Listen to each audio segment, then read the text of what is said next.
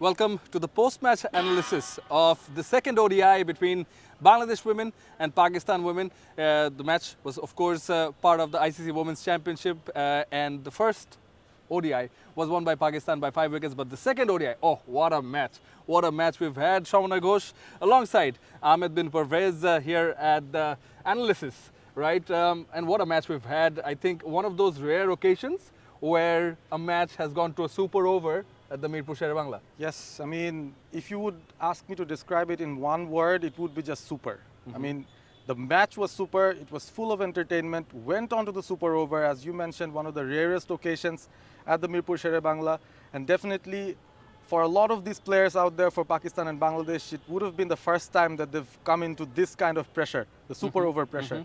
So it was a great match from the start. I mean, starting from the toss, if you look at Bangladesh winning it, Nigar Sultana going to bat again. I mean, usually you look at it and you think, okay, it did not work the previous game. She might change her tactics, but the team management stuck to it. They knew they had a plan. This was a better wicket to bat on.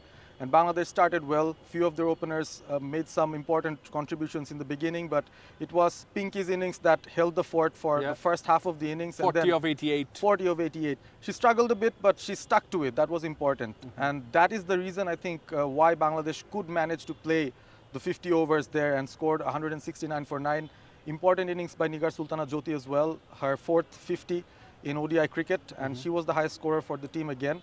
Played over 100 balls, really grinded 54 her of innings. 104, that's taking an ample time. I think also Murshida Khatun at the very start, she looked comfortable, she did not score big, but Nigar Sultana Jyoti, captain's knock, leading from the front yet again. 104 deliveries she faced and 54, and in the post-match presentation she mentioned that it was sort of unlike her. She had to be there, she had to be stuck playing that sheet anchor role and keeping it together so that the innings can grow around her. And that's what she did, but credit goes to Pakistan bowling also, because in the toss, Nigar Sultana Jyoti did mention that they would like to score around 230, and the post-match ceremony she mentioned that they were short of 30-40 runs, so maybe 200. Even us, we were mentioning that, right? Around 200 would be a very competitive score compared to that 169. But Sadia Iqbal 2 for 32, 2 for 27. Nasra Sandhu, whom they call the professor, right? So she was very, very economical, taking 2 wickets of her 10 overs, and Hani 1 for 25. They bowled well, and then, well, it was up to the Bangladeshi bowlers and the hunger and the appetite in the field. Right? Obviously, 170 would be tricky. I mean, we actually talked about it even in the innings break, right? That the target that Bangladesh set, it's not very big, but it's big enough to trouble them if Bangladesh get a good start. Pakistan held on to their wickets. The opening stand went past 30-40 runs. That was a very good, solid partnership between the two. And then, you know, they started to struggle. Yeah. Wickets start to fall off. 5 scores of 20 plus, which they did not manage to convert. That's the big issue there. Sadaf Shams with 29, Sid Ramin with 22, Alia Riaz with 21, Nida Dar with 27, which was a very hard-worked innings. Of course, she was struggling with the injury, but she still carried on. Right, a lot of grit shown by her. And Najiha Alvi, I think she played really well, 22 of 32. Yes, the overall innings, I mean, in one way you could tell that none of them converted it. On the other sense, you could say that each and everyone chipped in. And this was kind of a total which was attainable. And I think at some point, Bangladesh looked the favorites after they got the 5 wickets and they exposed the tail. But in the end, Hani, that was that one turning over of Fahima, that she scored that, you know, the boundary and the 2, and suddenly decreased the runs required for Pakistan. And I think also before that, Najiha Alvi, Hani, of course, and before that, Najiha Alvi was she played a very crucial knock, because right after Nida Dar got out. But coming to Bangladesh bowling, I think Marufa was very, very, very economical. 1 for 17 of 7 overs, 2 maidens. She was very, very on the spot, on the money, if we say. And Rabia, fantastic effort by her, 3 for 29. She had a great outing today. The last game, she wasn't that good. 5 overs for 23, no wickets, so she had to come back.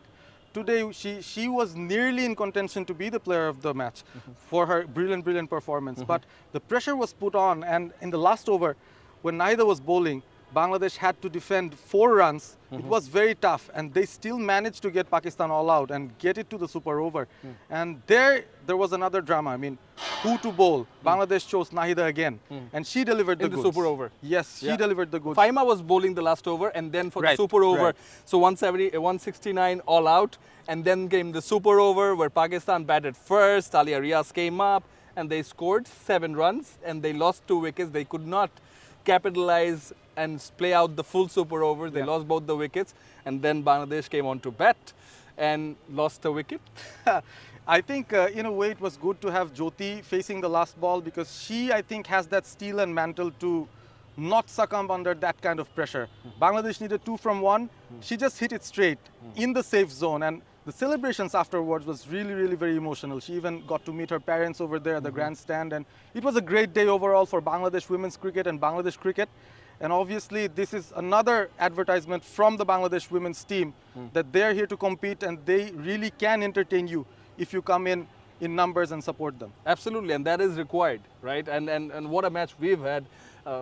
Like I mentioned in the post-match ceremony also, we enjoyed it in the commentary box. Absolutely, and you know, at some point during the super over, I had my squeaky voice on. I mean, I just couldn't stop that excitement. So this is what happens, and in the end, the series is tied 1-1. Yeah, and we're all set for the final ODI, which is going to be the decider, of course, at the same venue here at Mirpur Shaila Bangla National Cricket Stadium, the 3rd and final ODI between Bangladesh and Pakistan. Who will take the series? The series is tied 1 each, and we're all set, as Parvez was also saying. See you all on the 10th of November, which is also a holiday. So if you can, show up here at the ground and show your support for cricket, for the women who are giving it all out in the middle.